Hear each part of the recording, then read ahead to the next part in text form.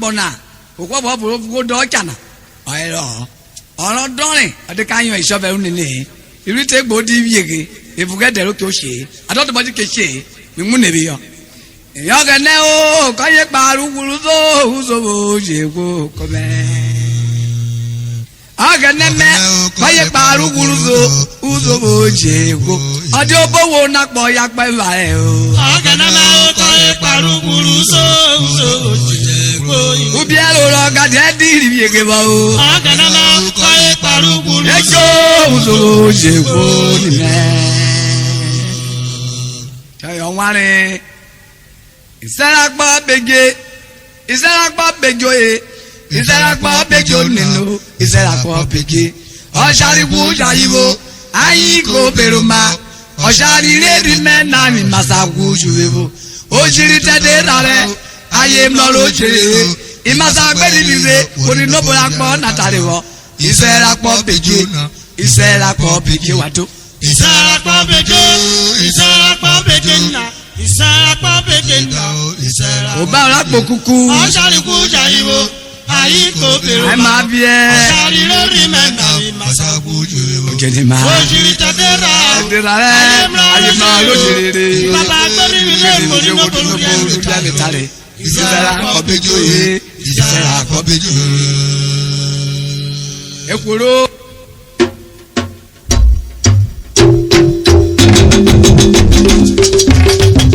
Omini.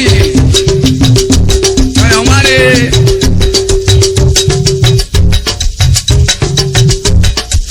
Rakpo Bedje. Rakpo Bedje. Rakpo Bedje nenu. Rakpo Bedje. Arhibo Arhibo. Ayiko beruma. Oshari redi mena. Imasa kujuwevo. Ojiri tadera. Aye mloro jere. Imasa gbedi bize. Oni nobo Rakpo natarewo. Rakpo Bedje. Rakpo Bedje. Rakpo Bedje. Ego Rakpo Bedje na. Rakpo Bedje ma. Arhibo Arhibo. Oku Arhibo. Ayiko beruma. Oshari redi mena. Oku juwevo. Ojiri tadera.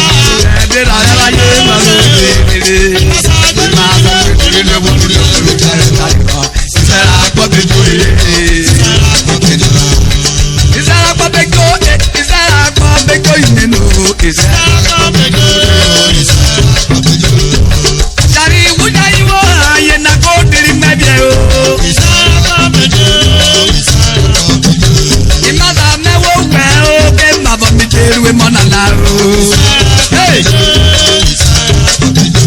Eye na lo bien na o bien na to kore bu. Akana wo bien ye jo vero jo shari ofa. O jiri tede na o aye na mleku gegerege.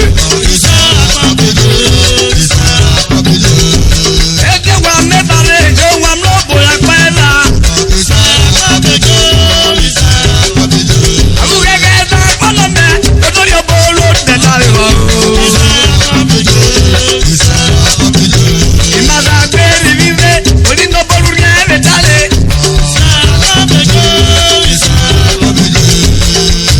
Eya na wetuge akole yere na. Aworo be daunu omi ba lo dawe oropo we.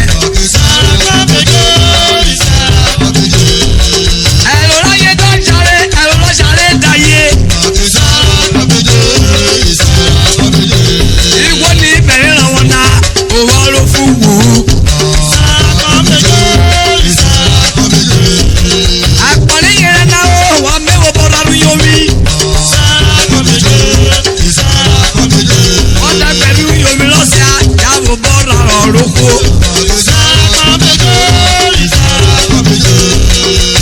Welo jare wa meveru taye we. O ma mo láyé ko bemle, ma mo lo jare bemle.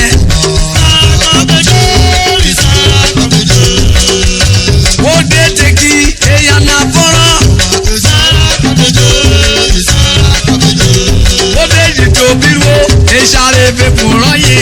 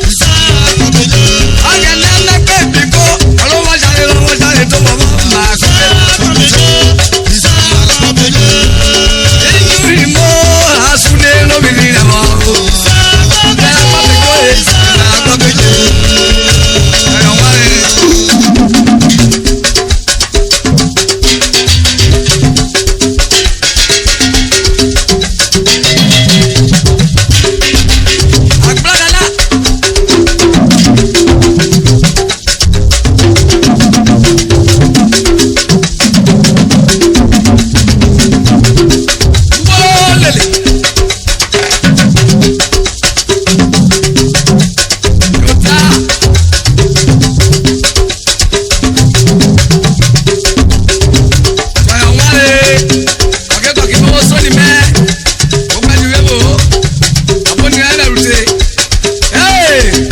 sí ìfèfè àpọ̀fúlẹ̀ sáà ọmọ akẹ́dẹ́ mú kó ẹ̀mí nu wọ́lá ọ̀nàdìbò rèmébà ìlàpọ̀kẹ́ nà ẹ̀mí nu wọ́n jẹ́ la ọ̀rọ̀ pọ̀kún wé ìrìnà yọ ayé wòjọ́ senior energetical bless around wé kú yọ̀ ọ̀kẹ́ yìí ọ̀rẹ́ ti wọ̀ yáyọ̀ wò ní mú yìí ọ̀gá dẹ̀mẹ́ o ìjọ ni mẹ́ o ọ̀dá yìí.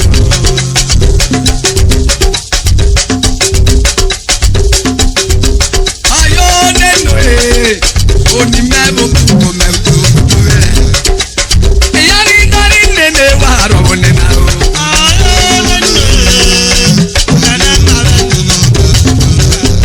ozo n'oblu wẹ̀ máa nínú rẹ̀ wùdú gbẹdọ̀ rẹ̀ ẹjọ́ ìlú wà kẹ̀dẹ̀ máa nínú rẹ̀ wùdú gbẹdọ̀ rẹ̀. ọjọ́ yẹn tó ní wàhálà nílẹ̀ ajagba bíbẹ̀.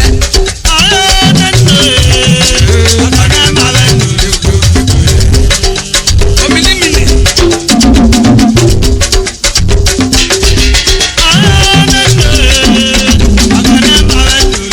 ozo n'oblu wẹ̀ máa nínú bíbú rẹ̀ o.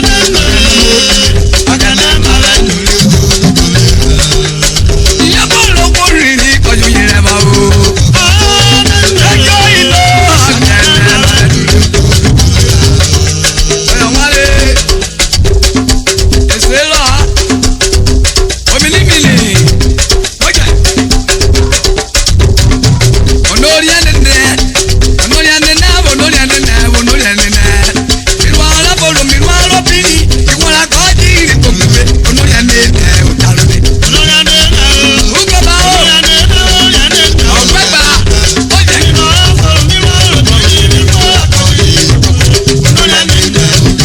onori ẹnẹnẹ o onori ẹnẹnẹ o dìbò yóò onori ẹnẹnẹ ìwà alábòrò mi wà lóbìnrin ìwọ̀nà kọ́ọ̀dì ìrìnkòkòrè onori ẹnẹnẹ òtàlódé. ọjà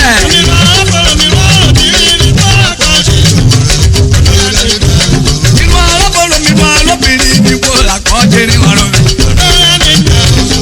ìjọ yẹn wọ́n lé mi níyò.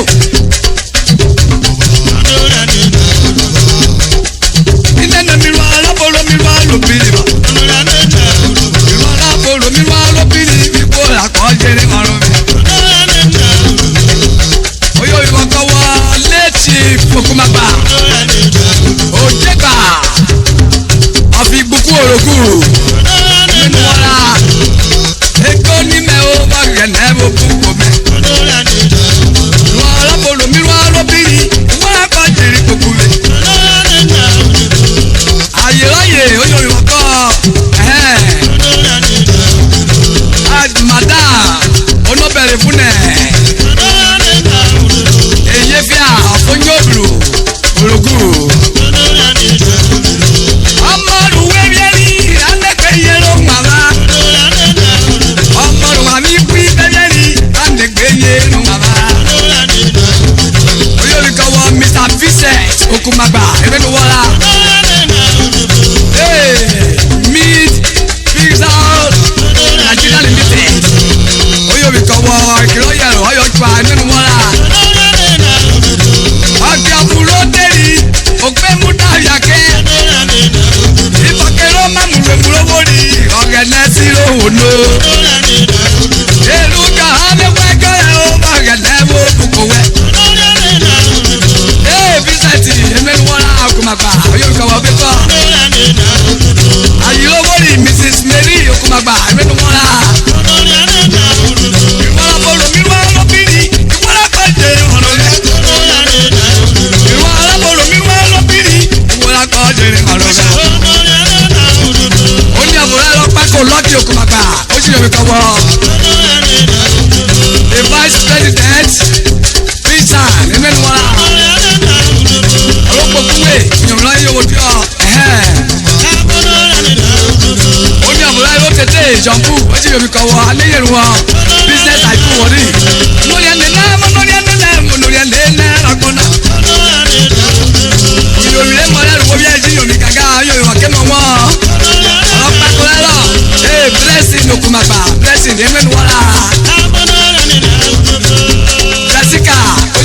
kọ̀wọ́ ìjọmọ́yọ̀.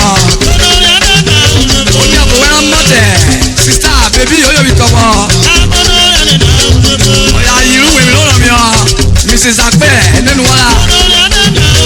Olóyè nínú ẹ̀kọ́ náírà olóyè nínú ẹ̀kọ́ náírà. Àlójì Yorùbá kọ́ mọ́ ayọ̀ bèbí ayọ̀ Isaac. Òsòdò ọ̀bùrù wẹ́ẹ́ bá lẹ́ ngùlé ìdúrà gbọ́ bí ìdúrà lẹ̀.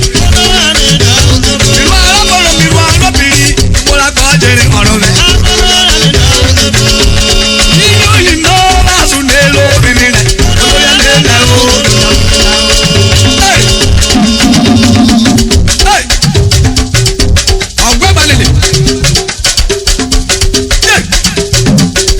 Chief Abu Walogo ya wotu ọfọlọgù kìdọ ẹgbẹdì kúkẹrẹ bíkù èdè ọyọ kìdàgbára ní UP ọdúnlógún àṣejẹkọdọ ọyọ wìkẹyà yìí bẹ̀rẹ̀ owó ìnà Mrs. Kate Walogo Mrs. Deborah Walogo àyẹjọbi ọbínàkọ yàyẹwà ọ̀pákọ̀ọ́yẹ ọyọ wìkẹ Chief Bedje Walogo. Biro ya ruwe woto yo ka wa yo no go ekura ele mo de kene eta family ebro ogu wa no haki ko biro oro popo wa yo ra yo wodi o minio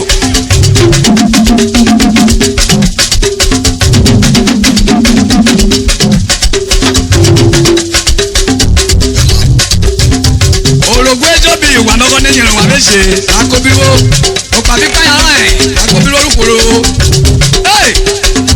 Okpan kúrò bẹ bọ́ọ̀lù kù améjì irunwe àgbẹ̀rẹ̀ ayé wọ́n sọ́ni náà ọmọdé lámọ̀ ìwà lọ́gọ́ olùkù pé wéku yẹ gbogbo alọ́gọ́ wọ́n ní ìgò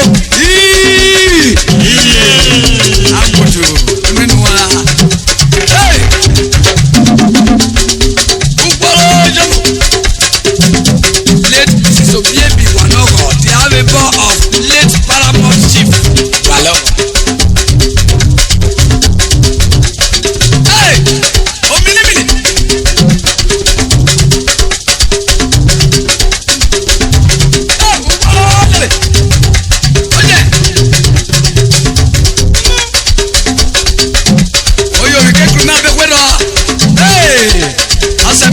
Josh ayifada ogereje iroko oyobikowo ayemekado ebe okpomikoro ọlọsẹmẹjọ enwọwọ paase alawọdigbomo oyobikowo ọsẹmẹfada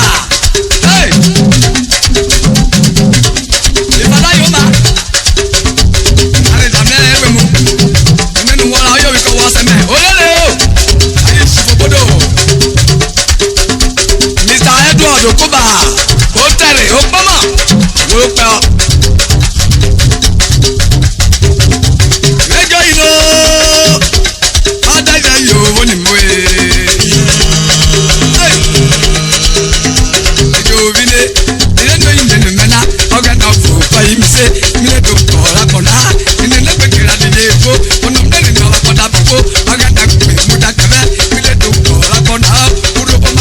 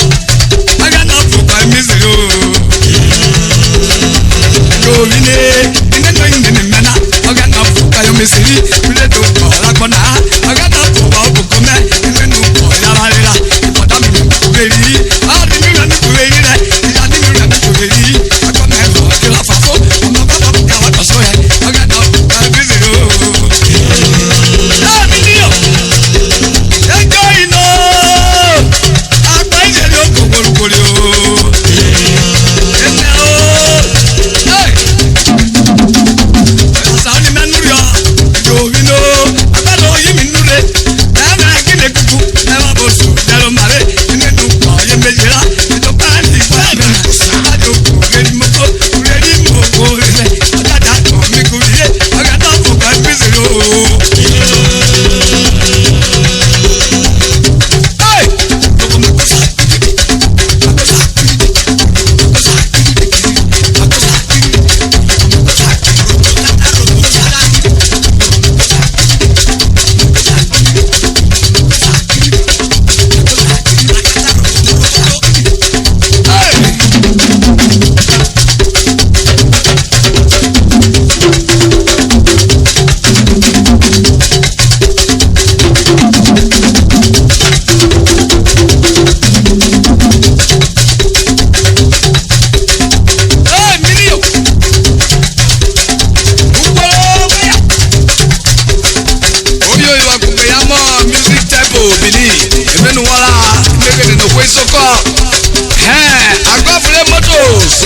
Wari Port Ulo ege na agbaruo oji iwakawo Dr. Baba Ikurudu engine numa oyo ko wa rejo lele udeme o boribo udeme